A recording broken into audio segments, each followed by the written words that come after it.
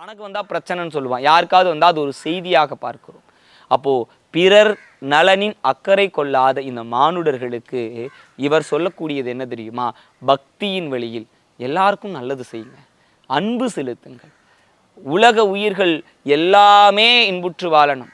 கடவுளே நீங்கள் கோயிலுக்கு போகிறீங்க, நான் நல்லா இருக்கணும், என் புள்ள நல்லா இருக்கணும், எனக்கு வீடு கட்டணும், வாசல் கட்டணும்னு வேண்டிக்கிறோமே தவிர, யாராவது எல்லா உயிர்களும் இன்புற்று வாழணும் இறைவா என்று நினைத்து பாருங்கள். எல்லா உயிர்களும் இன்புற்று வாழ வேண்டும் என்கிற ஒற்றை சொல்லில் உன் உயிரும் வந்துவிடும். இறைவன் உனக்கும் அருள் செய்வார் என்பதனை உணர்ந்து கொள்ளுங்கள்.